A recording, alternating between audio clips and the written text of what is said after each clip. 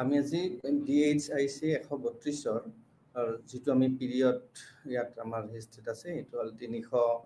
পৰা 1206 ভাৰতৰ ইতিহাস তাৰ 3 নম্বৰ ইউনিট যেটো আমাৰ 3 নম্বৰ ইউনিটৰ পুষ্যৱতী আৰু হৰ্ষৰ উত্থান এই পুষ্যৱতী আৰু হৰ্ষৰ উত্থান সম্বন্ধে আমি আলোচনা কৰিম আৰু এইটো পিৰিয়ড 300 পৰা 1206 চনলৈকে ভাৰতৰ ইতিহাসত আৰু বিভিন্ন সময়ৰ সেই সময়ৰ বিভিন্ন ৰজা মহাৰজা আদি কৰি ভাৰতৰ বৰ্ষৰ বিভিন্ন অঞ্চলত সন্নিৱিষ্ট আছে আৰু তাৰ ভিতৰত এই নম্বৰ 3ত এই পুষ্যৱতী আৰু হৰ্ষৰ উত্থান সম্বন্ধে বিৱৰণ দিয়া আছে পুষ্যৱতী আৰু হৰ্ষ পুষ্যৱতী এই সকলৰ ৰজা আৰু কালক্ৰমত তেওঁ হৰ্ষই বিভিন্ন সময়ত তেওঁৰ ৰাজত্ব বিস্তাৰ কৰিবলৈ সক্ষম হৈছিল যদিও তাৰে মাজত বহুত প্ৰত্যাহ্বানৰ মুখামুখি হ'বলগীয়া হৈছিল আৰু সেই সময়ৰ বিভিন্ন বিৱৰণৰ পৰা বিভিন্ন তথ্যৰ পৰা বিভিন্ন সমলৰ পৰা আমি তেওঁৰ ৰাজত্ব কালৰ তেওঁৰ ৰাজ্য সম্প্ৰসাৰণলৈকে আৰম্ভ কৰি বিভিন্ন বন্ধুত্বমূলক বা তেওঁৰ কেনে ধৰণে তেওঁৰ সাম্ৰাজ্য বিস্তাৰ কৰিবলৈ সক্ষম হৈছিল বা তেওঁৰ ৰাজ্য মানে নীতি কেনেকুৱা আছিল যদিও আমি বহুত বিৱৰণ পোৱা নাযায় আমি নাপাওঁ কাৰণ এইটো বহুত পুৰণি এই যুগৰ কথা গতিকে লিখিত বহুত বস্তু পোৱা নাযায় তাৰ ভিতৰতো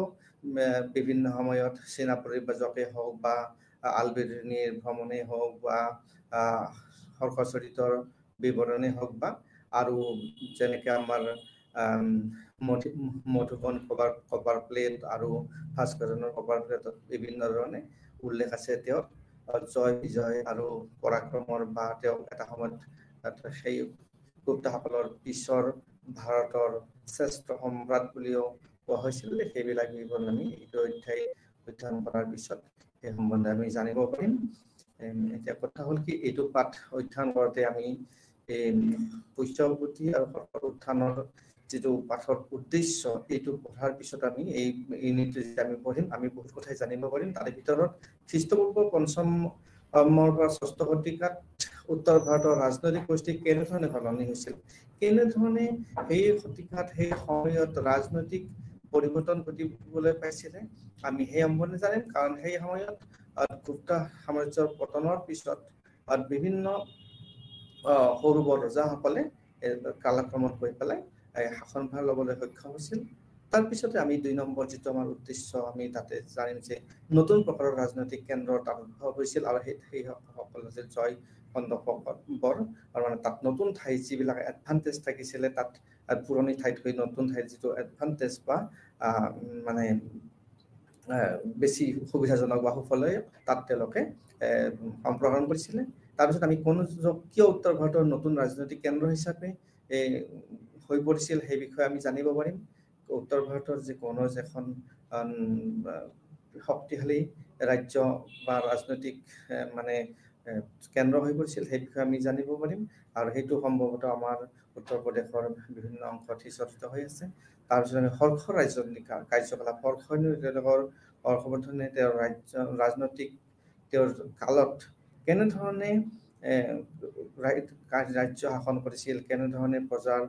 হেই কৰিছিল বা কেনেধৰণে তেওঁ অন্য ৰজাসকলৰ লগত মোকাবিলা কৰিছিল বা তেওঁৰ হৰ্ষৰ সাম্ৰাজ্যখন কিমান ডাঙৰ আছিল সেই সম্বন্ধে আমি জানিব পাৰিম উত্তৰ ভাৰতৰ যেটো আমাৰ পৰিৱৰ্তনশীল ৰাজনৈতিক গাঁথনি কাৰণ উত্তৰ ভাৰতৰ ৰাজনৈতিক গাঁথনি পলিটিকেল ষ্ট্ৰাকচাৰ হেতু চেঞ্জ হৈছিলে হেতু এটা বেলেগ মানে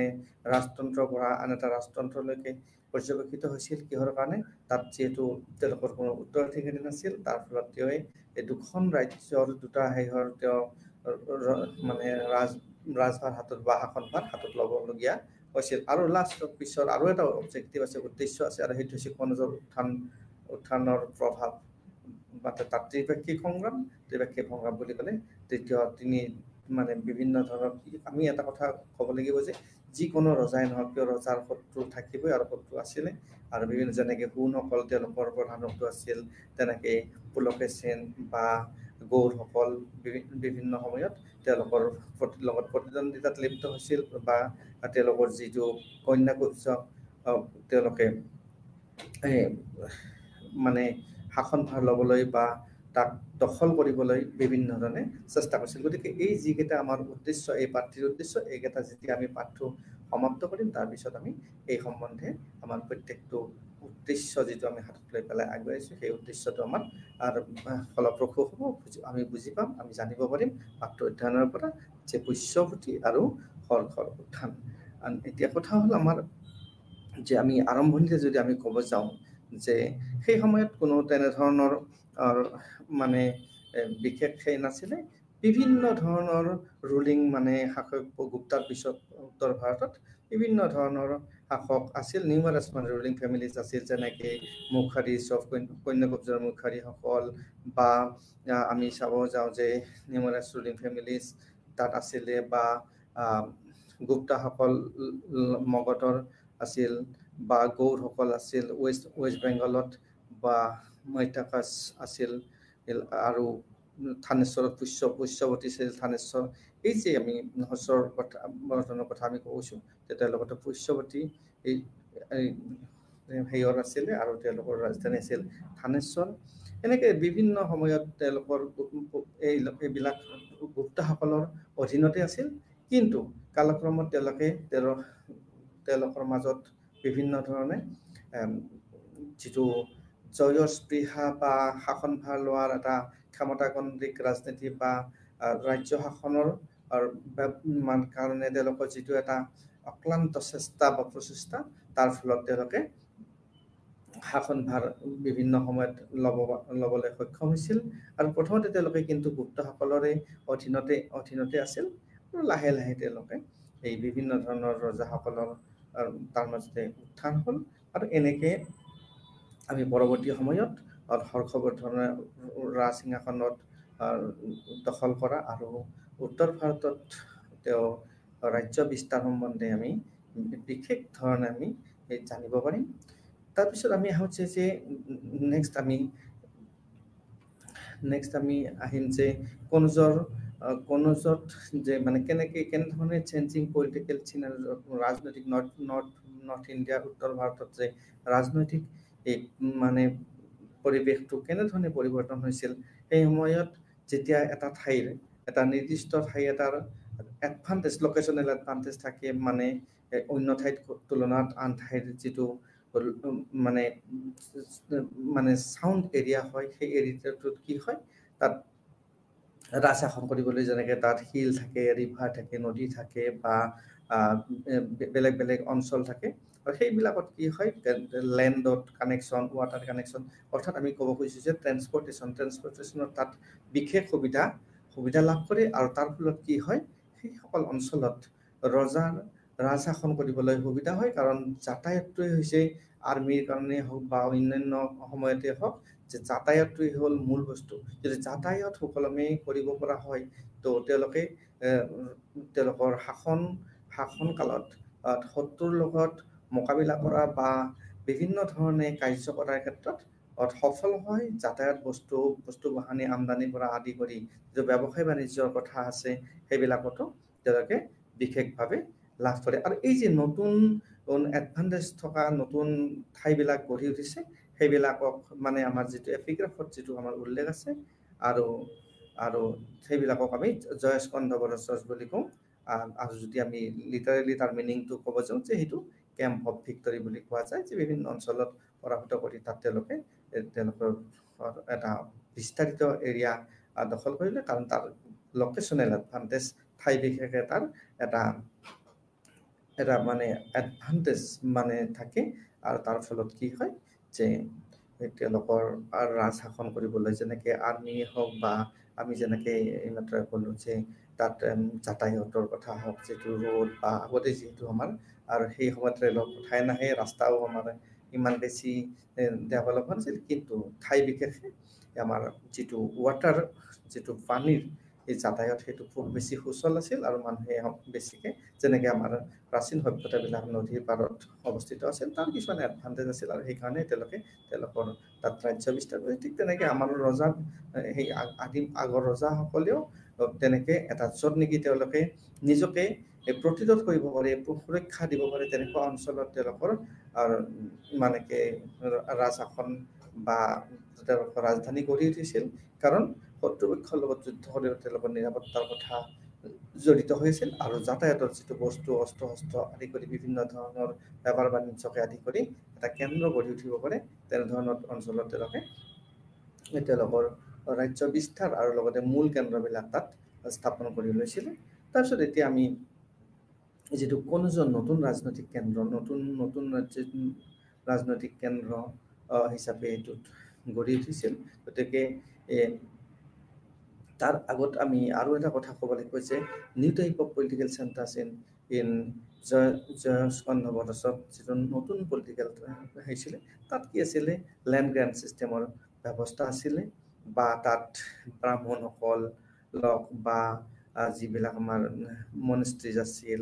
বা তাত টেম্পলছ আছিল সেইবিলাকত কি কৰা হৈছিলে সেইবিলাক আমি ইনস্ক্ৰিপশ্যনৰ বিভিন্ন বিৱৰণৰ পৰা আমি এই গম পাইছিলোঁ আৰু তেওঁলোকক এইবিলাক ভূমিবিলাক দান দিয়া হৈছিলে আৰু আমি এই ভাস্কৰেন আৰু মধুবনী যিটো কপাৰ প্লেটত উল্লেখ আছে তাৰ পৰা আমি এই বিষয়ে জানিব পাৰোঁ আৰু এইখিনি আমি যে এই যিটো দুটা তামৰ ফলক বা হেৰিয়ৰ পৰা আমি আৰু সেইখিনি সম্ভৱতঃ উত্তৰ প্ৰদেশৰে কোনোবা অঞ্চলত পোৱা গৈছিল বা তাৰ পৰা সংগ্ৰহ কৰা হৈছিল তাৰ বিষয়ে আমি এনেকৈ জানিব পাৰোঁ তাৰপিছতে আমি এতিয়া আহিম কোনোজন নতুন ৰাজনৈতিক কেন্দ্ৰ হিচাপে এটা নতুন ৰাজনৈতিক কেন্দ্ৰ হিচাপে কেনেকৈ গঢ়ি উঠিল যে আগতে কি বুলি জনা গৈছিল কন্যাকুব্জ বা মহোদয়া বুলি জানিছিলে আৰু এইটো ক'ত আছিলে এই কনৌজ ডিষ্ট্ৰিক্ট যিটো আমাৰ উত্তৰ প্ৰদেশৰ কনৌজ ডিষ্ট্ৰিক্টত বুলি ধৰা হৈছে আৰু তাত পলিটিকেল কিছুমান মেডিয়েভেল মানে নৰ্থ ইণ্ডিয়াৰ পলিটিকেল চিগনিফিকেন্স যিটো গুৰুত্ব বা বৈশিষ্ট্য থকা বুলি যোৱা যায় আৰু সেইটো যিটো য'ত লোকেটেড আছিলে সেইটো এটা প্লেইন এটা উৰ্বৰ অঞ্চলত আছিল আৰু গংগা যমুনাৰ দৌগ অঞ্চলত আছিলে কনৌজ আৰু এইটোতে এটা এলিভেটেড এৰিয়া আছিলে য'ত নেকি আমি ইজিলি তাত মানে সহজভাৱে দুৰ্গ সাজিব পাৰিছিল আৰু তাত বিভিন্ন ধৰণে এগ্ৰিৰিয়ান এক্সপানশ্যনৰ কাৰণে হওক বা ৱেষ্টাৰ্ণ যিটো গংগা প্লেইনত বা লেণ্ড গ্ৰেণ্ট ছিষ্টেম তাত সেই কৰা হৈছিলে তাত যিবিলাক ব্ৰাহ্মণসকল আছিল যে কনৌজৰ এইবিলাক আছিলে তেওঁলোকে ৰজাৰ মানে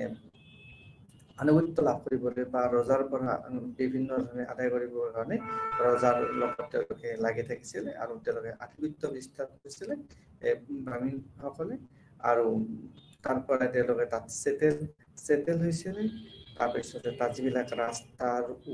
ৰাস্তাবিলাক আছিলে সুন্দৰভাৱে কানেক্টেড গংগাৰ চাউথ ফালে দিয়ে হওক বা গংগাৰ প্লেইনছ ইষ্ট ফালে দিয়ে হওক গংগাৰ লগত তেওঁলোকৰ সুন্দৰ কানেকশ্যন যিটো যোগাযোগ বা তেনেধৰণে আছিলে আৰু এইবিলাক কাৰণতে আমি এইটো ক'ব পাৰোঁ যে এইটো এটা নডেল পইণ্টছ নৰ্থৰ এটা মূল পইণ্ট হিচাপে পৰ্যবেক্ষিত হৈছিলে আৰু এইবিলাক ডেভেলপমেণ্টৰ কাৰণে পাটলিপুত্ৰ যিটো আমাৰ চাউথ বিহাৰৰ তাৰ পৰা কনৌজলৈকে তাৰ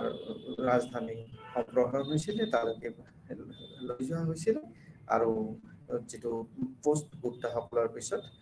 যিটো যি আছিলে এইটো নৰ্থ ইণ্ডিয়াত বেছি তাৰ প্ৰভাৱ বিস্তাৰ কৰিছিল এতিয়া আমি কথাটো এইটোৱে হ'ল যে আমি এতিয়া জানিব পাৰিছোঁ যে কনৌজৰ নতুন ৰাজনৈতিক কেন্দ্ৰ হিচাপে যিটো তাৰ লোকেশ্যন বা তাৰ যিটো এডভান্টেজ বা তাৰ যিটো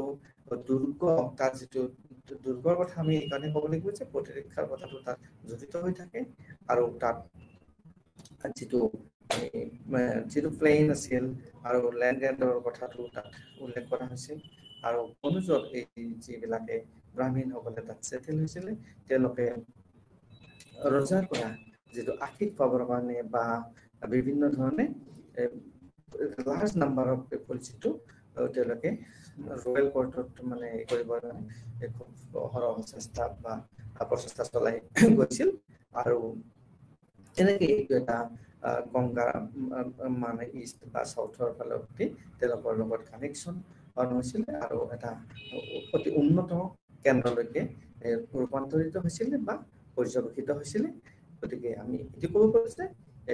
ৰাজনৈতিক কেন্দ্ৰ হিচাপে নতুন ৰাজনৈতিক কেন্দ্ৰ হিচাপে ই এটা বিশেষভাৱে বিস্তাৰ লাভ কৰিবলৈ সক্ষম হৈছিল। আৰু আমি এতিয়া ক'ব খোজো যে এই সমগ্ৰ যিটো আমাৰ ভূমি অনুদান প্ৰদান ক্ষেত্ৰই হওক বা ব্ৰাহ্মণক আকৰ্ষিত কৰাই হওক বা কোনো গংগা সমভূমিৰ পথৰ যিটো সংযুক্ত বা যিটো কানেকশ্যনৰ কথাই হওক বা এইবিলাক কাৰণৰ কাৰণে তেওঁলোকে বিশেষভাৱে মানে সমাদৰ লাভ কৰিবলৈ সক্ষম হৈছিলে। তাৰপিছতে আমি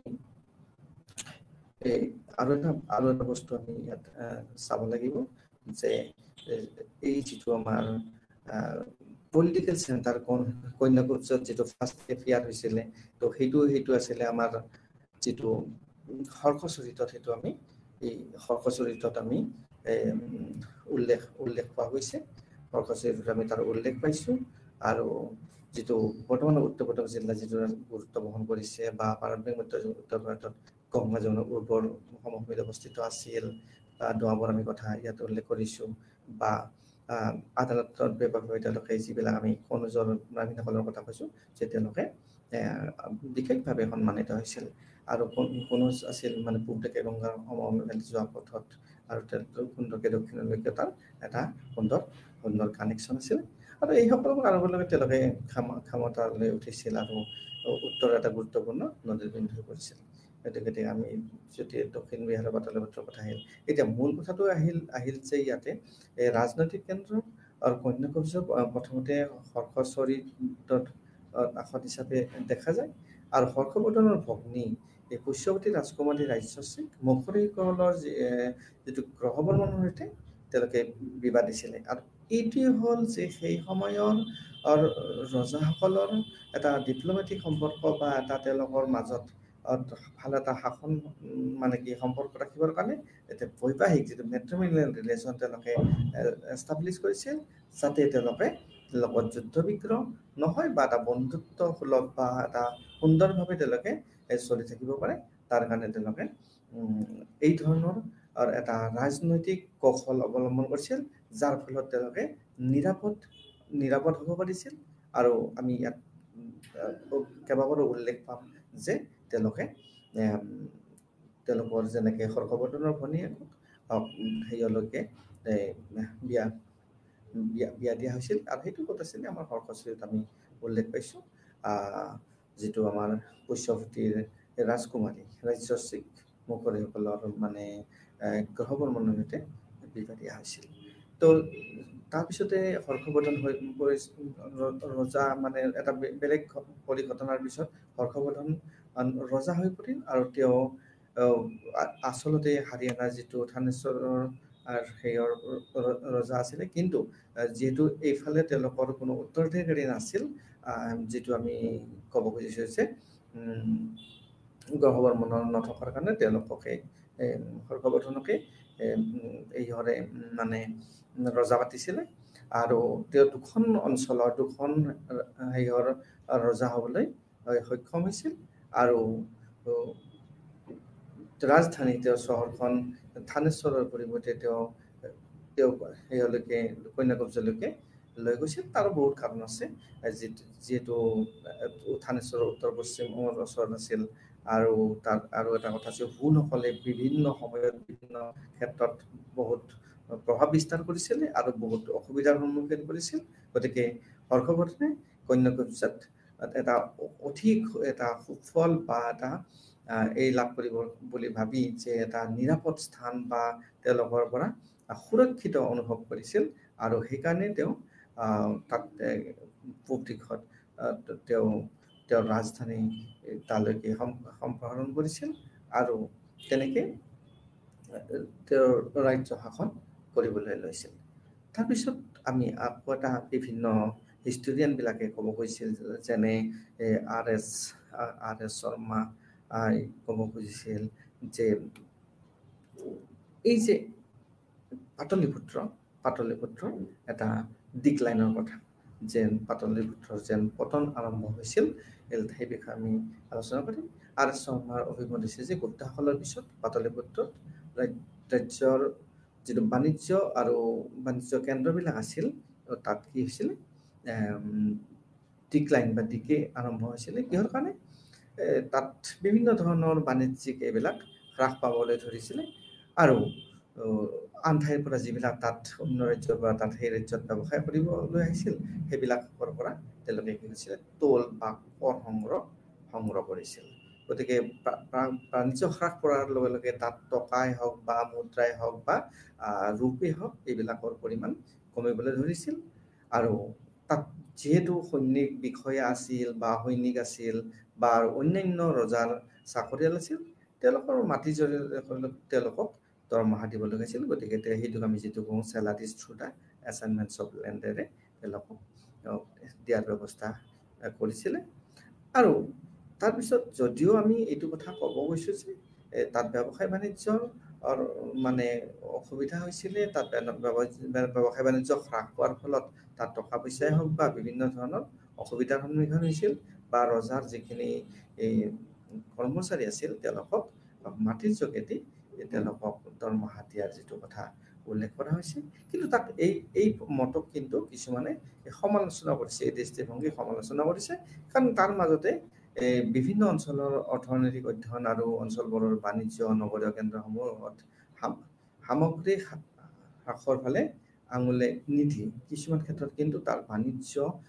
বিস্তাৰে হৈছিল, প্ৰসাৰ হৈছিল আৰু বিভিন্ন জেগাত প্ৰচুৰ পৰিমাণে যিটো সোণ ৰূপ আৰু মুদ্ৰা পোৱা গৈছিল। গতিকে আমি এইটো কথা ক'ব পাৰোঁ যে কিছুমান অঞ্চল যেনে যিটো দক্ষিণ পূব বংগ, পশ্চিম ভাৰতৰ কিছুমান জেগাত ব্যৱসায় হ্ৰাস পোৱাৰ পৰিৱৰ্তে ব্যৱসায় বিকশিত হৈছিল। গতিকে আমি এইটো এটা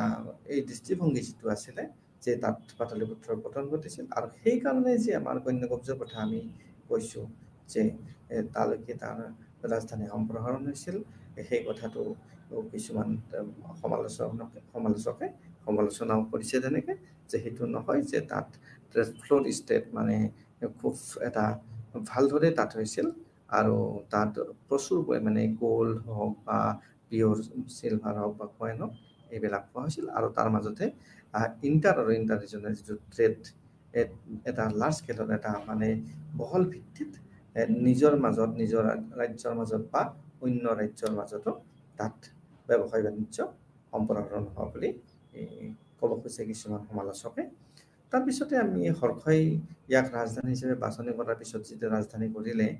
কন্যাকুব্জা শক্তিশালী কৰিছিল আৰু নিশ্চয়কৈ হ'ব, শক্তিশালী হ'ব। তাত তেওঁ সম্প্ৰসাৰণ কৰাৰ পিছত তাৰপিছত এই যে আমি শক্তিশালী হওক বা কিবাই হওক আমি এইবিলাক ক'ৰ পৰা আমি পাম যে বাণভট্টই যি হৰ্ষ চৰিত ৰচনা কৰিছিল তাত বিভিন্ন ধৰণে উল্লেখ কৰা আছে। এতিয়া এইখিনি কথা কোৱাৰ আগতে মই আৰু এটা কথা ক'ব লাগিব যে চ'ৰ্চ সমল যে আমি এই যে ৰজাৰ বিষয়ে জানিব খুজিছোঁ বা পাটলিপুত্ৰৰ পতনৰ বিষয়ে আমি ক'ব খুজিছোঁ বা অন্যান্য সমালোচকৰ দৃষ্টিভংগী তেওঁলোকে কি ভিত্তিত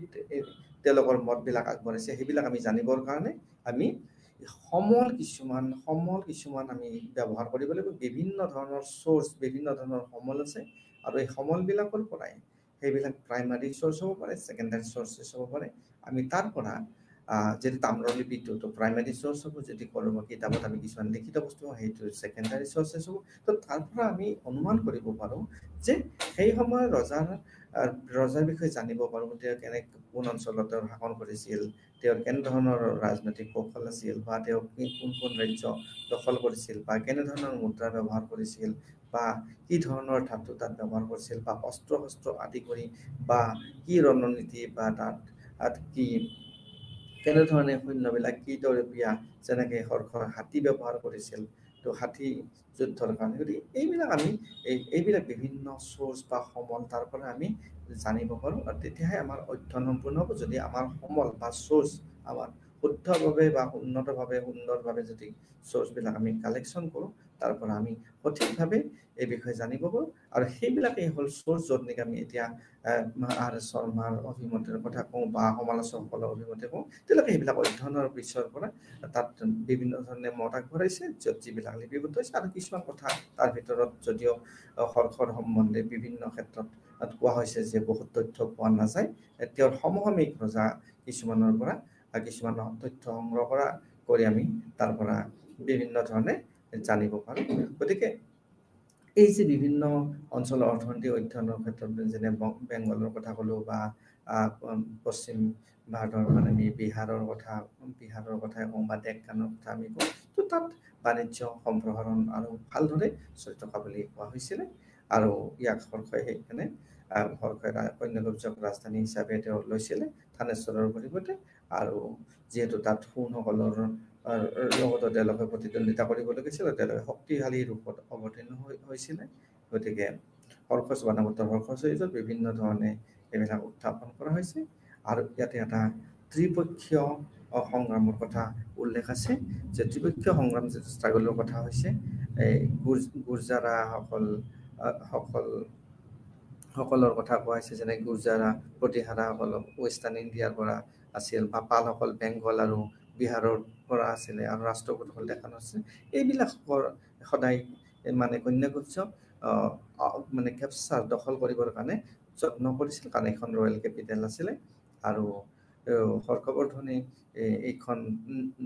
ঠিক মানে হেৰি কৰিছিলে তেওঁৰ ৰাজধানী হিচাপে কৰিছিলে আৰু সকলোৰে চকু আছিলে এই তিনিটা মূলতঃ যিটো আমি কৈছিলোঁ যে গুৰ্জাৰা প্ৰতিহাৰা ৱেষ্ট বেংগল মানে ৱেষ্টাৰ্ণ ইণ্ডিয়াৰ পৰা তাৰপিছত পালসকল বেংগল আৰু বিহাৰৰ পৰা তাৰপিছতে ৰাষ্ট্ৰকূটসকল ডেক্কানৰ পৰা তেওঁলোকে সদায় বিভিন্ন ধৰণে যুদ্ধত লিপ্ত হ'বলগীয়া হৈছিল এইবিলাক তেওঁলোকৰ প্ৰতিদ্বন্দ্বী আছিলে তাৰপিছতে আমি এতিয়া আহিম নেক্সট অংশলৈ য'ত নেকি আমি পুষ্যভূতিৰ বিষয়ে আমি জানিব পাৰিম তো বিভিন্ন চ'ৰ্চ বা বিভিন্ন সমলে আমাক জানিবলৈ দিছে পুষ্যভূতি ফেমিলিটো মানে থানেশ্বৰত হাৰিয়ানা থানেশ্বৰত মানে শাসন কৰিছিলে আৰু তাৰপিছত কনৌজলৈকে উত্তৰ প্ৰদেশৰ কনৌজলৈকে তেওঁলোকে যিটো ৰাজধানী তাত শাসন কৰিছিলে আৰু এই যিটো চ'ৰ্চ এইটো হৰ্ষচৰিতত হওক বা হিউয়েন চেঙৰ মানে ইনস্ক্ৰিপশ্যন হওক বা কইন যিটো মুদ্ৰাৰ কিছুমান এটা পৰা আমি মুদ্ৰা এটা এনেকুৱা এটা সমল বা চ'ৰ্চ এটা যে মুদ্ৰাৰ পৰা মুদ্ৰাত একোটা বিভিন্ন তথ্য আমাক আগবঢ়াই যেনে এটা মুদ্ৰা তাত যদি ৰূপ ব্যৱহাৰ কৰা হৈছে বা সোণ ব্যৱহাৰ কৰা হৈছে যে এই যদি সোণ হয় তেতিয়া আমি জানিম যে সেই ৰাজশাসন অতি শক্তিশালী আছিল বা ঐশ্বৰ্যশালী আছিল আৰু তাত সেইকাৰণে তাত সোণ ব্যৱহাৰ কৰিছিল বা সেই অঞ্চলত সেই ধাতু প্ৰচুৰ পৰিমাণে পোৱা গৈছিল আৰু তাৰ পৰা আমি ৰজাৰ যিটো মানে আৰ্কিটেকচাৰেল কৌশল সেইটো কথাও আমি জানিব পাৰোঁ বা তাত ৰজাৰ ৰাজধানী বা সাম্ৰাজ্য বিস্তাৰ কাৰণ তাত বিভিন্ন ধৰণৰ এটা মুদ্ৰাত বিভিন্ন ধৰণৰ আৰু তথ্য থাকে তাত চনৰ পৰা আৰম্ভ কৰি তাত ৰজাৰ পৰা বা তাত ৰাজ্যৰ নক্সালৈকে বিভিন্ন ধৰণৰ তথ্য খোদিত হৈ থাকে আৰু তাৰ পৰা আমি অনুমান কৰিব পাৰোঁ গতিকে এটা মুদ্ৰাই আমাক তেওঁলোকৰ অৱস্থিতি তেওঁলোকৰ ৰিচনেছ বা তেওঁলোকৰ মানে আৰ্কিটেকচাৰেল মানে পাৰদৰ্শিতা বিভিন্ন ধৰণৰ আমাক তথ্য দিব পাৰে গতিকে আমি এই যে পুষ্যভূতিৰ সম্বন্ধে যে আমি হৰ্ষচৰিতেই হওক বা হিউয়েন চেঙৰ একাউণ্ট বা কিছুমান ইনস্ক্ৰিপশ্যন বিৱৰণ আৰু আমি মুদ্ৰাৰ পৰা আমি লাভ কৰিব পাৰোঁ আৰু বাণভট্টৰ এই হৰ্ষচৰিতৰ ৰচিতা বাণভট্টই কৈছিল যে ফাউণ্ডাৰ কিং আছিল এই ডাইনেষ্টিত থানেশ্বৰৰ পুষ্যভূতি বংশৰ আৰু তেওঁলোকক এই ডাইনেষ্টিৰ সেইবিলাকক কি বুলি জনা হৈছিল পুষ্যভূতি ভস্ম বুলি জনা গৈছিল গতিকে বাণশেখৰ আৰু যিটো মধুবনী প্লেটত আৰু চিল যিবিলাক ৰয়েল চিল আছিল তাত 5জন ৰজাৰ কথা উল্লেখ কৰিছিল তাৰ ভিতৰত 3জন ৰজাৰ টাইটেল আছিল মহাৰজা আৰু তাতে 4 নম্বৰজনৰ আছিল মহাৰাজা আৰু সেইজন আছিল প্ৰভাকৰ বৰ্ধন আৰু প্ৰভাকৰ বৰ্ধনে আছিল হৰ্ষবৰ্ধনৰ পিতৃ আৰু হৰ্ষবৰ্ধনৰ ভাতৃ আছিল ৰাজ্যবৰ্ধন তো এতিয়া কথাটো হ'ল কি তেওঁলোকে তেওঁলোকৰ ভনীয়েকক বিয়া দিছিলে যিটো আমি গ্ৰহবৰ্মন মুখৰীসকলৰ গ্ৰহবৰ্মন আৰু তেওঁ কনৌজৰ ৰজা আছিলে কিন্তু কথাটো হ'ল কি যে থানেশ্বৰৰ আৰু সেই সময়ত যিটো থানেশ্বৰৰ হুণসকলে খুব মানে ৱেষ্টাৰ্ণ ছাইডৰ পৰা মানে খুব মানে তেওঁলোকক মানে কৰি মানে ডিষ্টাৰ্ব যিটো মানে তেওঁলোক শাসন ল'বৰ কাৰণে বা তেওঁলোকক পৰাভূত কৰিবৰ কাৰণে বিভিন্ন ধৰণে যত্ন কৰি আহিছিলে। তাৰপিছত আমি এতিয়া ক'ব লাগিব যে যিসকল শাসকৰ ভিতৰত প্ৰথম মানে 3জন আমি কথা ক'লে তেওঁলোকক উপাধি মহাৰজা উপাধি দিছিল আৰু এইটোৱে ইংগিত যে সৰ্বভৌমত্ব এই যিবিলাক মহাৰজা উপাধি দিয়া আছিল তেওঁলোক সাৰ্বভৌম নাছিল আৰু যিজন চতুৰ্থ ৰজা আছিল প্ৰভাকৰ বৰ্ধন তেওঁ কিন্তু তেওঁৰ উপাধি মহাৰজা ধীৰাজ বুলি বৰ্ণনা কৰা হৈছিল আৰু তাৰ পৰা অনুমান আমি কৰিব পাৰিছোঁ যে এজন স্বতন্ত্ৰ বাদন স্বাধীন ৰজা আছিল আৰু তেওঁ মুখৰীখলৰ ব্ৰহ্মবৰ্ধন আমি ইতিমধ্যে ক'লোঁ যে তেওঁৰ জীয়েক ৰাজ্যশ্ৰীক বিয়া দি পেলাই বৈবাহিক সম্পৰ্ক স্থাপন কৰিছিল আৰু এই বৈবাহিক সম্পৰ্ক স্থাপনৰ যোগেদি তেওঁলোকৰ এটা ডিপ্ল'মেটিক বা এটা শান্তিপূৰ্ণ বা এটা সুন্দৰ সম্পৰ্ক স্থাপন কৰিছিল আৰু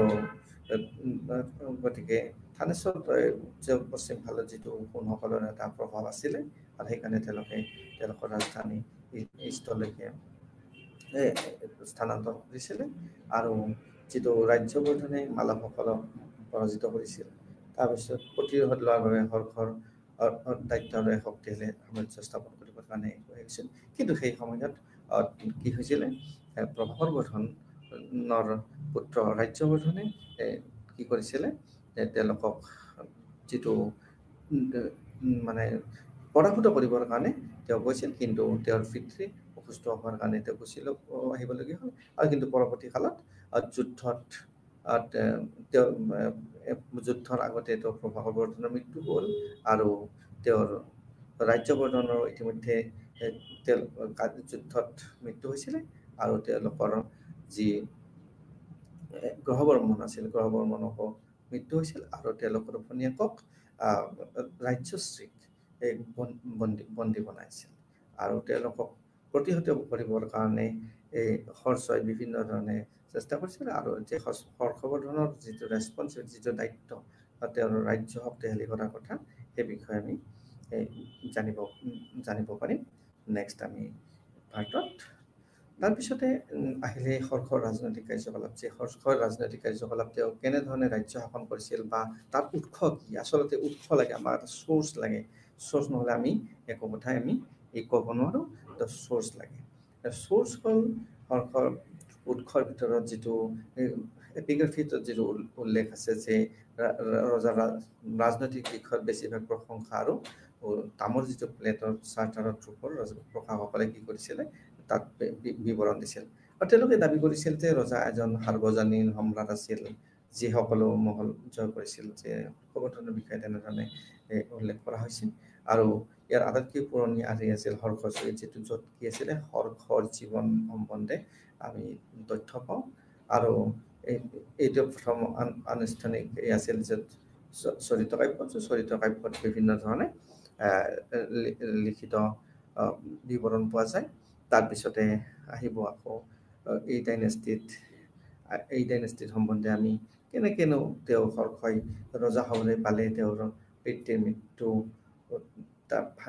ভাতৃৰ মৃত্যু তাৰপিছত তেওঁৰ যিটো বিধৱা ভনীয়েকৰ ঠাইত তেওঁ ৰজা হ'বলৈ পালে সেই সম্বন্ধে আমি জানিম আৰু তেওঁ জইণ্টলি থানেশ্বৰ আৰু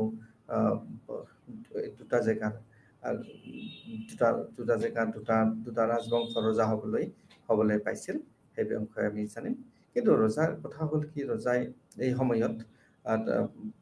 সময়ত ৰজাই সুন্দৰভাৱে তেওঁ ৰাজশাসন চলাই গৈছিল আৰু এই যে বিভিন্ন তথ্য এই তথ্যৰ পৰা আমি এই তেওঁৰ হৰ্ষৰ ৰাজনৈতিক কাৰ্যকলাপৰ বিষয়ে জানিব পাৰোঁ আৰু কিছুমান যিবিলাক কাব্য বা তথ্য বা বিভিন্ন ধৰণৰ আছে যেনেকৈ ৰামচৰিতৰ কথা আছে বা চীনা পৰিব্ৰাজকৰ কথা ইয়াত উল্লেখ কৰা হৈছে চীনা পৰিব্ৰাজক জুৱানজেং তেওঁৰ বিষয়ে উল্লেখ কৰিছিল আৰু 629 পৰা 645 চনত তেওঁ হৰ্ষৰ ৰাজসভাতে আছিল তেওঁ চীনৰ পৰা ভ্ৰমণ কৰিছিল আৰু তেওঁ বিভিন্ন এই সময়ৰ এই পিৰিয়ডৰ বিভিন্ন কথা উল্লেখ কৰি থৈ গৈছে ৰজাৰ ৰাজশাসনৰ পৰা আৰম্ভ কৰি বিভিন্ন তথ্য আৰু এই তথ্যৰ ভিত্তিত আমি আজি বিভিন্ন ধৰণে সেই প্ৰাচীন কালৰ আমি বিভিন্ন ধৰণৰ কথাবিলাক আমি জানিবলৈ সক্ষম হৈছোঁ গতিকে এইবিলাক চ'ৰ্চ যিবিলাক আমি এই চ'ৰ্চৰ কথা আমি আলোচনা কৰিলোঁ। তাৰপৰা আমি ৰজাৰ বিষয়ে আৰু যিটো মুখৰীসকলৰ ৰজাৰ কথা, গ্ৰহবৰ্মনৰ কথা, বৰ্ধনৰ কথা, বৰ্মনৰ কথা, সেইখিনি আমি এইবিলাক লিপি বা এইবিলাক লিখনি বা এইবিলাক তথ্যৰ পৰা আমি লাভ কৰিবলৈ সক্ষম হৈছোঁ। আৰু এই যিবিলাক তথ্য হৈছে, গতিকে এই তথ্যৰ পৰা আমি বিভিন্ন ধৰণে জানিব পাৰোঁ। এতিয়া কথা হ'ল কি, যে শত্ৰুৰ দ্বাৰা তেওঁলোকক হত্যা কৰা হৈছিল, তাৰ ৰাজ্যশ্ৰীৰ হাজবেণ্ডক, তাৰপিছতে আমি তেওঁৰ পৈশ্যৱতী আৰু মুখৰী যিটো আমি ৰাজ্যজ্যোতি শাসক কথাটো আমি হৰ্ষবৰ্ধনৰ কথা ইতিমধ্যে আমি আলোচনা কৰিলোঁ। তেওঁ কন্যাকুব্জাক তেওঁৰ ৰাজধানী কৰি তুলিছিল, কাৰণ তাত এডভান্টেজেছ আছিল, কাৰণ হুলসকলৰ প্ৰভাৱ অন্যফালেদি আছিলে, গতিকে তালৈকে তেওঁৰ ৰাজধানী সম্প্ৰসাৰণ কৰিছিলে। আৰু যিটো চীনামণিৰ ভ্ৰমণকাৰী বুলি কথা আমি ক'লোঁ, যে এই সময়ত হৰ্ষৰ আদালতত মানে বেছি সময় তেওঁ অতিবাহিত কৰিছিল, আৰু তাৰ কাৰণে তেওঁ আমাক বিভিন্ন তথ্য বা বিভিন্ন সমল দিবলৈ সক্ষম হৈছিল। আৰু এইবিলাক বিভিন্ন চ'ৰ্চবিলাক ইণ্টাৰভেনশ্যন কৰাৰ পিছত গম পালোঁ যে হৰ্ষ এজন হিন্দু, মানে যিটো গ্ৰেট হিন্দু এম্পায়াৰ বা কিং বুলি আমাৰ কোৱা হয়। তেওঁ বিল্ডাৰ, মানে পোচগুপ্তাৰ পিছত এজন বিল্ডাৰ বুলি কোৱা হয়, যে তেওঁ খুব সুন্দৰভাৱে তেওঁৰ ৰাজ্য শাসন কৰিছিল, আৰু তেওঁ এজন গ্ৰেট হিন্দু ৰজা বা শাসক হিচাপে পৰিগণিত হৈছিলে। তাৰপিছতে আমি আহিম যে পলিটিকেল এক্টিভিটিছ অফ হৰ্ষই কেনেধৰণৰ কি পলিটিকেল এক্টিভিটিছ কৰিছিল, তাৰ এটা আমাৰ আলোচনা এটা হ'ব। যে 266 সিংহাসন তেওঁ আৰোহণ কৰিছিল, আৰু তেওঁ পুষ্যৱতী ৰাজবংশৰ কি কৰিছিলে, তেওঁ পুষ্যৱতী ৰাজবংশৰ আছিল, আৰু থানেশ্বৰ তাৰ চাৰিওফালে অৱস্থিত আছিলে। গতিকে যিটো থানেশ্বৰৰ পৰা কন্যাকুব্জলৈকে তেওঁলোকৰ ৰাজধানী আহিল, তেওঁ হৰ্ষৰ ৰেকৰ্ড কৰাৰ বিজয়ৰ দাবীবোৰ গৌড়ৰ ৰজা বা হাছানাকাৰ দৰে তেওঁলোকৰ সমসাময়িক যিবিলাক লিপি আছিল, তাত সুন্দৰভাৱে তেওঁৰ বিষয়ে উল্লেখ আছিল। বা চালুক্য যি পুলকেশিন দ্বিতীয়, তাৰ পৰা আমি এই বিভিন্ন তথ্য পাব পাৰোঁ। আৰু এই দুইজনে কিন্তু তেওঁৰ গৌড়সকল হওক বা চালুক্য পুলকেশিনেই হওক, বা তেওঁলোকে খুব তেওঁৰ প্ৰতিদ্বন্দ্বী আছিল, আৰু বিভিন্ন সময়ত তেওঁলোকে যুদ্ধ বিগ্ৰহত লিপ্ত হ'বলগীয়া হৈছিল। আৰু আমি যদি প্ৰাৰম্ভিক তেওঁৰ কেৰিয়াৰ বা জীৱন সম্বন্ধে আমি জানিব যাওঁ, যে প্ৰভাকৰ বৰ্ধন হৰ্ষবৰ্ধনৰ চতুৰ্থী আছিল, আমি এইটো জানোৱেই। আৰু এই যিটো লাইন, এই লাইনৰ প্ৰভাকৰ বৰ্ধন চতুৰ্থ ৰজা আছিল। আৰু তেওঁৰ ইতিমধ্যে আলোচনা কৰিছোঁ যে প্ৰভাকৰ বৰ্ধনৰ দুজনেই পুত্ৰ আছিল, যে এজন আছিল ৰাজ্যবৰ্ধন আৰু হৰ্ষবৰ্ধন। আৰু হৰ্ষবৰ্ধন কালক্ৰমত ৰজা হ'বলৈ সক্ষম হৈছিলে। আৰু তেওঁৰ যিটো ছোৱালীৰ কথা উল্লেখ কৰা হৈছে, তেওঁ যিটো কন্যাকুব্জাৰ তেওঁ বিয়া দিয়া হৈছিলে মুখৰী বংশৰ ৰজা গ্ৰহবৰ্মনৰ সৈতে। আৰু আমি ইতিমধ্যে আলোচনা কৰিছোঁ যে তেওঁৰ স্বামীৰ মৃত্যুৰ পিছত সেই উত্তৰাধিকাৰী নথকাৰ কাৰণে হৰ্ষবৰ্ধনে সেই ৰাজ্যৰ শাসনকৰ্তা নিৰ্বাচিত হৈছিল, আৰু দুখন একেলগে তেওঁ থানেশ্বৰ আৰু কন্যাকুব্জৰ ৰজা হ'বলৈ সক্ষম হৈছিল। তো বিবাহ-মিত্ৰতা এই মানে শতিকাত, মানে 18 শতিকাত এটা শক্তিশালী মানে এটা ব্যৱস্থা আছিল। তাৰ সহযোগত তেওঁলোকে কি কৰিছিলে, ভাৰসাম্য ৰক্ষা কৰিবলৈ সক্ষম হৈছিল দুখন ৰাজ্যৰ মাজত, বা দুটা ডাইনেষ্টিৰ মাজত, বা দুজন শাসকৰ মাজত। কাৰণ বৈবাহিক সম্পৰ্কটোৱে তেওঁলোকৰ মাজত শাসন কৰিছিল, য'ত নেকি আমাৰ পূব ফালে তেওঁলোকৰ যিটো অভিযান আছিল, পূব ফালে অভিযানত কেনেধৰণে সফলতা লাভ কৰিবলৈ সক্ষম হৈছিল। গৌড়ৰ ৰজা চানখা আৰু মালৱৰ ৰজা দেৱগুপ্তাই সদায় মৌখৰীসকলৰ ৰজাক মানে প্ৰভাকৰ বৰ্ধনক বিৰক্ত কৰিছিলে, আৰু এটা সময়ত তেওঁ হত্যা কৰিছিলে। আৰু তাৰ ফলত ৰাজ্যবৰ্ধন, যিটো হৰ্ষ ডাঙৰ ককাই আছিল, তেওঁৰ শত্ৰুভাৱে মৃত্যুবৰণ কৰিছিল। তেওঁৰ ভগ্নী গ্ৰহবৰ্মনৰ বিধৱা ৰাণী যি ৰাজ্যশ্ৰীক উদ্ধাৰ কৰে হৰ্ষবৰ্ধনে। আৰু হৰ্ষক মৌখৰীসকলৰ মন্ত্ৰীসকলে কি কৰিছিলে, সিংহাসনত তেওঁক বহাইছিল, যিহেতু তেওঁলোকৰ, আমি আগতে কেইবাবাৰো উল্লেখ কৰিছোঁ, যিহেতু তেওঁলোকৰ কোনো উত্তৰাধিকাৰী নাছিল। আৰু হৰ্ষই তাৰপিছতে কি কৰিছিলে, কব্জাৰ সিংহাসন দখল কৰিছিল মানে তেওঁ সিংহাসনত বহুৱাইছিল আৰু এনেদৰে তেওঁ উচ্চকটি আৰু মুখাৰী দুটা অঞ্চলৰ ওপৰত শাসন আৰম্ভ কৰিবলৈ লৈছিল। তো ইয়াৰ উপৰিও তেওঁ কি কৈছিল, ইয়নচাঙে উল্লেখ কৰিছে যে এই 637 পৰা 668 কিছু বছৰ মানে আগতে কি কৰিছিলে, চানাখাই কি কৰিছিলে, কহিয়া যিটো বঠি বৃক্ষ আছিলে সেই গছ তেওঁ কাটি পেলাইছিল। তাৰ মানে এইটোৱে ইংগিত দিয়ে যে হৰ্ষই অনৰাজয় কৰিছিল আৰু 643 দ্বাৰা কাংৰা তেওঁ মানে যিটো উৰিষ্যাৰ এটা পাৰ্ট হয়। তো এইটো এটা বুজাইছে তেওঁৰ শাসনকালত তেওঁৰ ৰাজ্যত বেলেগ ৰজাইও, তেওঁৰ শাসনৰ পিছত বেলেগ ৰজাইও তাত প্ৰভাৱ বিস্তাৰ কৰিবলৈ সক্ষম হৈছিল আৰু পূবফালে তেওঁলোকে অভিযান আৰম্ভ কৰিছিল। তো এনেকেই তেওঁলোকৰ যিটো পাৰফৰ্মেঞ্চ বা পাৰদৰ্শিতা তেওঁলোকে আগবঢ়াই লৈ গৈছিল। তাৰপিছত আমি আহিম যে পশ্চিম ভাৰতত তেওঁলোকে কেনেকৈ প্ৰভাৱ বিস্তাৰ কৰিবলৈ সক্ষম হৈছিল। তে সৌৰাষ্ট্ৰ যিটো ভালাবী ৰাজ্য মৈত্ৰসকলে শাসন কৰি আছিল আৰু যি গুপ্তসকলৰ চল আছিল, হৰ্ষ আৰু পুলকেশিন দুয়োটাই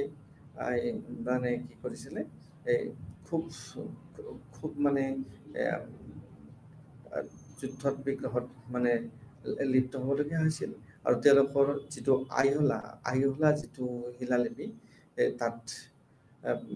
বিশেষভাৱে উল্লেখ আছে তেওঁলোকৰ যে হৰ্ষই যে দখল কৰিছিল বা বৈবাহিক মিত্ৰতাৰ কথা তাত উল্লেখ আছে। বা যেতিয়া তেওঁলোকৰ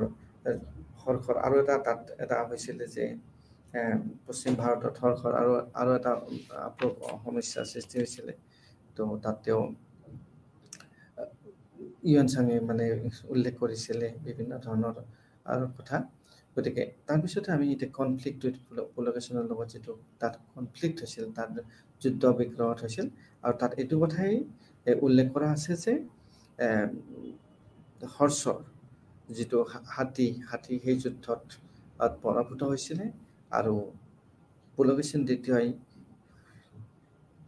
পৰমেশ্বৰৰ যিটো উপাধি তেওঁ সেই উপাধি লাভ কৰিছিলে আৰু হাতী যুদ্ধ পৰাজিত হৈছিল। তেওঁৰ মাজত তেওঁৰ এই একাউণ্টৰ পৰা এই বিৱৰণ পোৱা যায়। আৰু উত্তৰাধিকাৰী কৰা দাবীৰ সন্দৰ্ভত পুলকেশিনে যে তেওঁ পৰাজিত কৰি পৰমেশ্বৰ খিতাপ অৰ্জন কৰিছিল সেই কথা হৰ্ষক উল্লেখ কৰা তাত আইহোলাত লিপিত বিৱৰণ দিয়া আছে। তাৰপিছতে আমি নেক্সট এলৈকে যাম। তো তাৰপিছত হৰ্ষৰ সাম্ৰাজ্যৰ পৰিমাণ, হৰ্ষই সাম্ৰাজ্যখন কিমান দূৰলৈকে ক'ৰ পৰা ক'লৈকে সম্প্ৰসাৰিত কৰিলে। হৰ্ষৰ উত্তৰ প্ৰদেশ হওক বা চাউথ বিহাৰ হওক বা উৰিষ্যা বা থানেশ্বৰ, পঞ্জাৱৰ থানেশ্বৰ বা জলন্ধৰৰ কথাও ইয়াত উল্লেখ আছে। এইবিলাক অঞ্চলৰ বা কামৰূপৰ লগতো তেওঁৰ সম্পৰ্ক আছিল। ভাস্কৰ বৰ্মনৰ সময়ত কামৰূপৰ লগতো তেওঁৰ সম্পৰ্ক আছিল আৰু তেওঁৰ অধীনত সম্ভৱতঃ তেওঁৰ অধীনত তেওঁ ৰাখিছিল। আৰু তেওঁ আনকি কাশ্মীৰৰ পৰ্যন্ত তেওঁ শাসনকাৰৰ কাৰণে চিন্তা কৰিছিল আৰু তেওঁৰ বাউণ্ডাৰী সীমা আছিল নৰ্মদা নদী। তাৰপিছতে তেওঁ কিন্তু প্ৰাচীন আদিকালত বহুতো বুৰঞ্জীবিদে ভাবিছিল যে তেওঁ এজন বিখ্যাত সম্ৰাট আছিল। কিন্তু তেওঁলোকৰ এইবিলাকৰ পৰা এটা অনুমান কৰা যায় যে পূৰ্বানুমান কৰা যায় যে তেওঁ এজন বিখ্যাত, তেওঁৰ শাসনৰ পৰা তেওঁক গ্ৰেটেষ্ট কিং, হিন্দু কিং বুলি ক'বৰ কাৰণে অকণমান দিগদাৰী হয়। কাৰণ তেওঁ যিমানখিনি আমি কৰা বুলি ভাবিছিলোঁ সিমানখিনি তেওঁ কৰিব পৰা নাছিল। আৰু তেওঁৰ যিটো মৃত্যু হোৱাৰ লগে লগে তেওঁৰ কি হ'ল, তেওঁৰ গোটেই সাম্ৰাজ্যৰ অন্ত পৰিল। আৰু এইখিনিতে এটা কথা ক'ব লাগিব যে তাৰ কোনো কাৰণ নাই যাৰ কাৰণে তেওঁক আমি এজন শ্ৰেষ্ঠ ৰজা হিচাপে এই ঘোষণা কৰিম। গতিকে এইটোৱে হ'ল এটা যুগৰ পৰা আন এটা যুগলৈকে যিটো ৰূপান্তৰিত ঐতিহাসিক প্ৰক্ৰিয়াৰ ওপৰত অধিকাৰ হ'ব লাগে। গতিকে এটা যুগৰ পৰা আন এটা যুগলৈকে ৰূপান্তৰ হোৱাকে সমাজৰ সকলো দিশৰ ওপৰত বহুত বেছি প্ৰভাৱ তেওঁ, কিন্তু এটা কথাই ঠিক যে সমাজৰ সকলো দিশৰ ওপৰত বিভিন্ন ধৰণে তেওঁ প্ৰভাৱ বিস্তাৰ কৰিবলৈ সক্ষম হৈছিল। আৰু তেওঁৰ ৰাজত্বকালত যিটো সম্পৰ্ক চুবুৰীয়া ৰাষ্ট্ৰই হওক বা অন্যান্য ৰাজ্যই হওক বা তেওঁৰ তলতীয়া যিবিলাক শাসনকৰ্তা আছিল বা তেওঁৰ নিজৰ কৰ্মচাৰী আছিল তেওঁলোকৰ লগত তেওঁ এটা সুসম্পৰ্ক ৰক্ষা কৰিবলৈ সক্ষম হৈছিল। এতিয়া আমি নেক্সট কথাটোলৈকে আহিম যে জিউৱানচাঙৰ একাউণ্ট জেঙৰ যিটো একাউণ্ট আছে সেই একাউণ্টত কি হৈছে তেওঁ মহাজেনৰ বুদ্ধিজিমৰ ফলোৱাৰ বুলি তেওঁক কোৱা হৈছে আৰু তেওঁ হৰ্ষৰ অধীনত যিটো কলেজৰ সমৃদ্ধিৰ বিষয়ে তেওঁ লিখিছে বিৱৰণ দিছে আৰু তেওঁ কয় যে ৰজা তেওঁৰ অৱস্থা বুজিবলৈ তেওঁ সমগ্ৰ ৰাজ্যত সঘনাই কি কৰিছিলে তেওঁ ঘূৰি ফুৰিছিল যাতে ৰজাৰ তেওঁৰ প্ৰজাবিলাকৰ বিষয়ে তেওঁ জানিব পাৰে বা তেওঁ হৰ্ষক মহান যোদ্ধা বুলি কৈছিল মানে বৌদ্ধ ধৰ্মৰ যিটো অনুগামী আমি সেইটো কথা কৈছোঁ যে তাৰপিছতে তেওঁ এটা বিশাল বৰ্ণনা দিছে আৰু তেওঁ এইটো কৈছে হৰ্ষই তেওঁৰ মন্ত্ৰী আৰু বিষয়াসকলক ভূমি অনুদানৰ দ্বাৰা দৰমহা দিছিল কাৰণ কিয় সেই সময়ত আমি পাটলিপুত্ৰৰ আমি কথা এটা উল্লেখ কৰিছোঁ যে ডিক্লাইন অফ পাটলিপুত্ৰৰ কথা আহিছে আৰু তেওঁ এই যে ধৰ্মনিৰপেক্ষ অনুদানৰ প্ৰকৃত কিন্তু প্ৰমাণ কিন্তু ক'তো হোৱা নাই যদিও আমি তাত কোৱা হৈছে আৰু তেওঁ উল্লেখ কৰিছে যে মহাজানসকলৰ এই পৃষ্ঠপোষকতাত হিনজান আৰু ব্ৰাহ্মণ কালৰ দ্বাৰা হৰ্ষক বিৰক্ত কৰা হৈছিল কাৰণ হৰ্ষক এইকাৰণে কৰা হৈছিল যে তেওঁ অকল এটা ধৰ্মকে বা এটা হেয়কে সেই কৰিব নেকি আৰু হৰ্ষই কি কৰিছিলে প্ৰায় বৌদ্ধসকলক আড়ম্বৰপূৰ্ণ উপহাৰ দিছিল দিয়াৰ পিছত কি হৈছিল তেওঁ যিটো ৰাজকোষ যিটো ট্ৰেজাৰী তেওঁৰ ৰাজভঁৰাল সেইটো কি হৈছিলে শেষ হৈ গৈছিল আৰু তাৰ ফলত বহুত তেওঁৰ অসুবিধাৰ সন্মুখীন হ'বলগীয়া হৈছিল কাৰণ কিয় মূল কথা হৈছে কি ৰজাৰ এক জেগা যিটো ৰাজভঁৰাল তেওঁ যদি গিফ্ট দিওঁতে তেওঁ প্ৰায় দেউলীয়া হৈ গৈছিল বৌদ্ধসকলক যিটো তেওঁ গিফ্ট দিছিলে আৰু এই একাউণ্টৰ কিমান সঁচা তাক কিন্তু যদিও আমি তাত পাইছোঁ অলপ কোৱাটো কঠিন হয় আৰু নিজে কৈছে যে যিহেতু বিধানসভাত তেওঁৰ ৰাজসভাত বহুত বছৰ ধৰ থাকিছিলে কিন্তু ইয়াৰ পৰা এইটোৱে বুজায় যে তেওঁ সেনাপতিজনে হৰ্ষক মানে বৌদ্ধ ধৰ্মৰ প্ৰতি আকৰ্ষিত কৰিবলৈ যত্ন কৰিছিল আৰু মহান পৃষ্ঠপোষক হিচাপে গঢ়ি তুলিবলৈ চেষ্টা কৰিছিল তো এই সময়ত তেওঁলোকৰ বংশৰ বিভিন্ন ধৰ্মৰ প্ৰতি তেওঁলোকৰ আকৰ্ষণ আছিল আনকি তেওঁলোকে সূৰ্য পূজা কৰাৰ পৰা শিৱ পূজা কৰাৰ পৰা আৰম্ভ কৰি তেওঁলোকে ব্ৰাহ্মণসকলকো আধিপত্য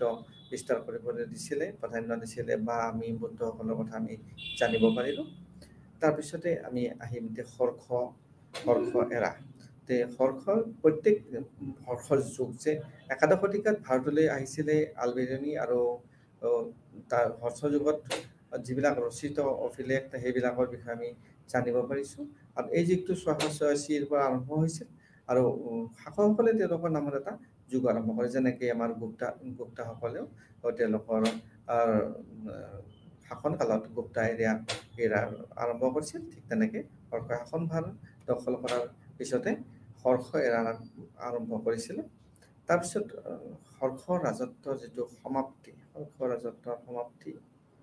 সমাপ্তি হ'ল কেনেকৈ ধৰণে হৰ্ষ ৰাজৰ সমাপ্তি হ'ল চীনা উৎসৱৰ পৰা আমি জানো যে তাঙম্ৰাট টাইজুঙে মানে তালৈকে দূত পঠাইছিল আৰু তেতিয়া দেখিছিল যে সেই যি সময়ত পঠাইছিল প্ৰথম পঠাওঁতেতো হৰ্ষ ৰাজত্ব পঠাইছিল কিন্তু যেতিয়া অন্তিমবাৰ পঠাইছিল তেতিয়া কিন্তু তেওঁলোকে হৰ্ষক নেদেখিলে আৰু তেতিয়া অনুমান কৰিলে যে হৰ্ষ সিংহাসনত নাই আৰু তেওঁৰ মৃত্যু হৈছে তাৰপিছত আমি ৰাজনৈতিক গাঁথনিৰ বিষয়ে আমি জানিম যে ৰাজনৈতিক changing structure of the political হেয়ৰ গাঁথনিবিলাক চেঞ্জ হৈ থাকে আৰু টাইটেল ৰজাৰ কেনেধৰণৰ কি টাইটেল কি উপাধি তেওঁলোকে লৈছিলে সাৰ্বভৌম মৰ্যাদা দাবী কৰা ৰজাসকলে ব্যৱহাৰ কৰা সমূহ এটা উপলব্ধ কৰিছিল যিবিলাকে সাৰ্বভৌম মৰ্যাদা দাবী কৰা সাৰ্বভৌম মানে চভৰেন যিবিলাক স্বাধীনচিতীয়া ৰজা আছিল তেওঁলোকে দাবী কৰা উপাধিবিলাক আছিলে মহাৰাজাধিৰাজ তো মহাৰাজাধিৰাজা উপাধি ল'ব পাৰিছিলে পৰমেশ্বৰ উপাধি ল'ব পাৰিছিলে বা পৰমা ভট্টৰাকা উপাধি তেওঁলোকে ল'ব পাৰিছিলে আৰু আদৰ্শগতে তেওঁলোকে এটা সামন্ত চক্ৰ যিটো সামন্ত তত্ত্বৰ ভিতৰত থাকিব লাগে এটা সামন্ত ফিউডেলিজিম আৰ্লি ফিউডেলিজিম বা ফিউডেলিজিম এটা তেওঁলোকে ব্যৱস্থা এটা তাত গঢ়ি তুলিছিল তাত গতিকে তেনেধৰণে তাত শাসন ব্যৱস্থা চলিছিলে আৰু বা উপাধি তেওঁলোকে ব্যৱহাৰ কৰিছিলে তাৰপিছতে হৰ্ষৰ এডমিনিষ্ট্ৰেশ্যনৰ কথা আমি তাত আমি জানিব পাৰিম যে তেওঁ কেনেধৰণে প্ৰশাসন কৰিছিল তেওঁলোকৰ প্ৰশাসনত খুব কম আমি যিবিলাক আমি লিপি পাইছোঁ বা তথ্য পাইছোঁ তাত আমি খুব কমকে পাওঁ আৰু গুপ্তসকল দিনত বিভিন্ন চৰকাৰী পদবী বিভিন্ন ধৰণৰ চৰকাৰী পদবী আছিল আৰু তেওঁলোকে কি কৰিছিলে কৃষকসকলৰ যিবিলাক উৎপাদিত আছিল কৃষকসকলৰ উৎপাদিত সামগ্ৰী তেওঁৰ শস্যৰ অংশ হিচাপে কি কৰিছিলে এটা মাত্ৰ 1/6% 6/1 অংশ এটা তেওঁলোকৰ পৰা লৈছিলে আৰু কৰ্ফি ব্যৱস্থা থকা বুলি উল্লেখ আছে য'ত নেকি ফ'ৰ্চ লেবাৰ মানে কি টেক্সৰ সলনি লেবাৰ মানে কাম কৰিবলৈ মানুহ তাত বাধ্য হৈছিলে যিটো আমি কৰ্ফি বুলি কওঁ আৰু এইটো মধ্যমীয়া যুগত আছিলে বুলি কোৱা হয় আৰু দেৱহতীয়ে যিটো অনুভৱ কৰে যে তেওঁ সম্ভৱতঃ কৰৰ সলনি শ্ৰমিকৰ কথা কৈছে আৰু সেইটোৱে তাত এটা অনুমান কৰা হৈছে আৰু হৰ্ষ এজন শক্তিশালী শাসক আছিল বুলি তাত উল্লেখ আছে তেওঁৰ মন্ত্ৰীসকলৰ ওপৰত মানে বিশ্বাস আছিলে বা অনুপ্ৰাণিত কৰিছিলে আৰু লগতে তাত যিটো ৰজাই মূলতঃ তিনিটা কথাৰ ওপৰত বিশেষকৈ গুৰুত্ব দিছিলে এটা হ'ল তেওঁ ডিভোট কৰিছিলে কিংডমৰ ওপৰত এটা ৰিলিজনৰ ওপৰত মূলতঃ ৰিলিজন য'ত যিবিলাক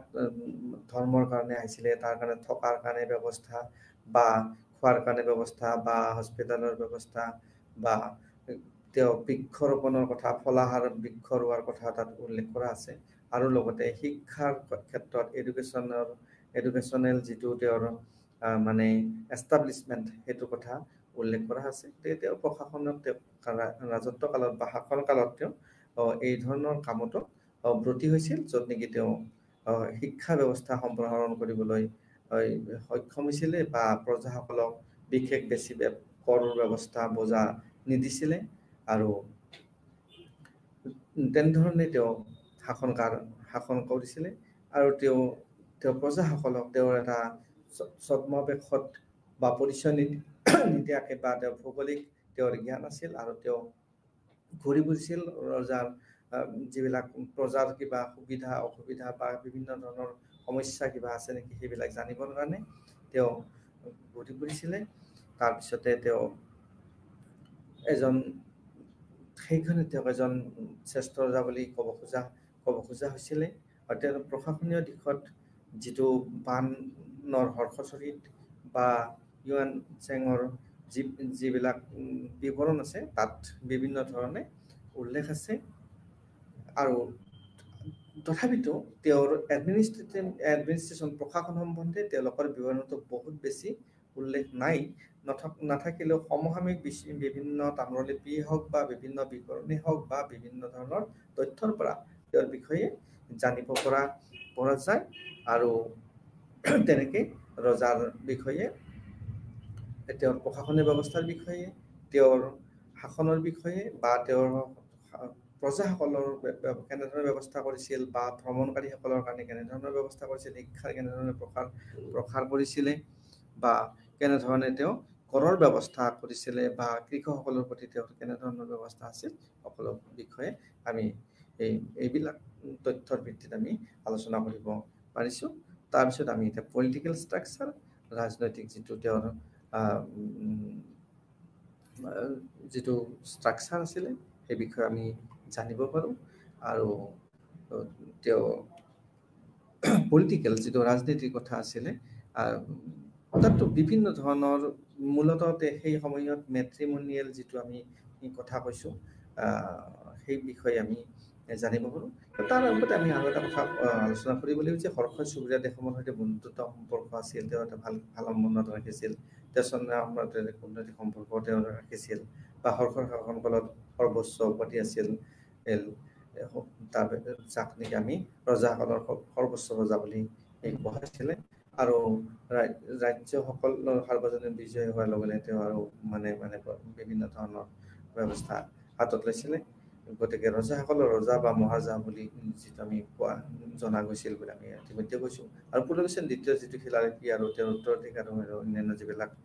সমসাময়িক ৰজা আছিল তেওঁলোকৰ পৰাও বিভিন্ন ধৰণে জানিব পাৰিছোঁ। আৰু তেওঁৰ যুদ্ধত মানে সৈন্যবাহিনীক নিজে নেতৃত্ব দিছিল বা ধৰ্মশাস্ত্ৰত নিৰ্ধাৰিত আদৰ্শ অনুসৰণ কৰি তেওঁ শাসন কৰিছিল। গতিকে মন্ত্ৰী পৰিষদৰ যিবিলাক আছিল তাত বিভিন্ন ধৰণে তেওঁলোকক কৰ্মচাৰীসকলক বিষয়াসকলক তেওঁ মানে সন্মান প্ৰদৰ্শন কৰিছিল। গতিকে আমি ইয়াৰ পৰাই জানিব পাৰোঁ যে হৰ্ষৰ মহানুভৱতাৰ বিষয়ে তেওঁ বিভিন্ন ধৰণে হেৰি কৰিছিল। তাৰপিছত আমি ৰাজনৈতিক গাঁথনি তেওঁৰ আছিলে। তেওঁৰ ৰূপৰেখা মানে তৰল আছিল বা বৈবাহিক সূত্ৰে তেওঁলোকে আমি ইতিমধ্যে আলোচনা কৰিছোঁ যে তেওঁলোকে সম্পৰ্ক স্থাপন কৰিছিলে। আৰু তেওঁৰ কোনো বংশৰ মাজত তেওঁলোকৰ কোনো বিভাজনৰ কথা উল্লেখ নাই তাত। আৰু পৰৱৰ্তী সময়ত যিটো এটা ত্ৰিপাক্ষিক সংগ্ৰাম বা কনজৰ বাবে বিভিন্ন ধৰণৰ এটা সমস্যাৰ সৃষ্টি হৈছিল। আৰু এই যি প্ৰশাসনিক ব্যৱস্থা ষ্ট্ৰাকচাৰৰ কথা কোৱা হৈছে যে ফিউডেল পলিচিলৈকে যিটো সামন্ত ব্যৱস্থালৈকে পৰ্যবেক্ষিত হৈছিল যে মাটি লেণ্ড গ্ৰেণ্ডৰ পৰা আৰম্ভ কৰি বিভিন্ন ধৰণে এই প্ৰশাসনিক ব্যৱস্থাত তেওঁ তেনেকৈ প্ৰশাসন ব্যৱস্থা চলাই লৈ গৈছিল। তাৰপিছত আমি এতিয়া যাম যে তাৰপিছত এই ষ্ট্ৰাগল তিনিটা আমি ইতিমধ্যে উল্লেখ কৰিছিলোঁ যে মূলতঃ তিনিটা সেই বংশৰ মাজত তেওঁলোকৰ বিভিন্ন ধৰণৰ ষ্ট্ৰাগল হৈছিলে। আৰু সেই ষ্ট্ৰাগলত বিভিন্ন সমস্যাৰ সন্মুখীন হৈছিল। আৰু কনৌজৰ উত্তৰ ভাৰতৰ যিটো কন্যাকুব্জক মানে প্ৰত্যেকেই এটা মানে শাসন কৰিব বিচাৰিছিল। আৰু এইখন সুন্দৰভাৱে চলাই নিয়াৰ কাৰণে হৰ্ষক কৃতিত্ব তেওঁৰ শাসনকালত সুন্দৰভাৱে শাসন কৰাৰ কাৰণে তেওঁক কৃতিত্ব দিয়া হৈছিলে। আৰু নিজকে কন্যাকুব্জৰ ৰজা হিচাপে পৰৱৰ্তী সময়ত তেওঁ কি কৰিছিলে এই বিভিন্ন ধৰণৰ তেওঁলোকৰ প্ৰচেষ্টা সেইখন ৰাজ্যৰ সাম্ৰাজ্য বিস্তাৰ বা তাক আগবঢ়াই নিয়াৰ কাৰণে তেওঁলোকৰ ৰজা হিচাপে তেওঁলোকে যথেষ্ট চেষ্টা কৰিছিল। আৰু মুখতীসকলৰ যিটো ৰাজত্বকালৰ আৰম্ভণিত আৰম্ভ হৈছিল আৰু ঠিক তেনেকৈ শিলালিপিৰ কথা বা গৌড়ৰ কথা বা বংগৰ পাল আৰু বংগ আৰু বিহাৰৰ তেওঁলোকক গুজৰাটৰ পৰা প্ৰতিহত কৰাৰ ব্যৱস্থা তেওঁলোকে হাতত লৈছিলে। আৰু এনেধৰণে তেওঁৰ মৃত্যুৰ পিছত যদিও তেওঁৰ উত্তৰাধিকাৰীসকলে শাসন কৰিবলৈ যত্ন কৰিছিল বা কিছু বছৰ আগুৱাই নিছিল, কিন্তু পৰৱৰ্তী সময়ত তেওঁৰ সাম্ৰাজ্যৰ পতন ঘটিছিল। আৰু এনেকেই তেওঁৰ সাম্ৰাজ্যৰ পতন হৈছিল। আৰু বিভিন্ন দিশত যিবিলাক তেওঁৰ সৃষ্টি বা তেওঁৰ কৰ্মশীলতা বা তেওঁৰ কাৰ্য সেই সম্বন্ধে আমি বিভিন্ন সমলৰ পৰা বা বিভিন্ন চ'ৰ্চৰ পৰা আমি জানিব পাৰিলোঁ। ইয়াত মূলতঃ হৈছে আমাৰ মূল চ'ৰ্চ সমল বুলি ক'লে হৰ্ষচৰিতৰ বাণভট্টৰ হৰ্ষচৰিতৰ আৰু চীনা পৰিব্ৰাজকৰ যি তথ্য আৰু আইহোলা তাম্ৰলিপি তাৰ পৰাও আমি বিভিন্ন বা আলবেনিৰ বিৱৰণিৰ পৰা আমি বিভিন্ন সময়ত বিভিন্ন ধৰণে তেওঁৰ শাসনকাল বা শাসন ব্যৱস্থাৰ বিষয়ে জানিবলৈ সক্ষম হৈছোঁ। তেওঁ ৰাজনৈতিক প্ৰভাৱ বিস্তাৰ থানেশ্বৰৰ পৰা কনৌজলৈকে তেওঁ বিভিন্ন কাৰণত শাসন কৰিবলগীয়া হৈছিলে। আৰু এইবিলাক কাৰণত তেওঁ বিভিন্ন অঞ্চলত তেওঁৰ যিটো নৰ্মদা নদী বুলি কথা কওঁ আমি বা গংগা নদীৰ কথাই কওঁ, তাত তেওঁৰ বিভিন্ন ধৰণে ব্যৱসায় বাণিজ্য আদি কৰি তাত ৰাজ্য সম্প্ৰসাৰণৰ কাৰণে সুবিধা লাভ কৰিছিলে। আৰু তেনেদৰে ৰাজ্য শাসন কৰিবলৈ সক্ষম হৈছিলে। আমাৰ যিকেইটা উদ্দেশ্য আছিল, আমাৰ উদ্দেশ্যৰ ভিতৰত কেনেকৈ কনৌজ এখন শক্তিশালী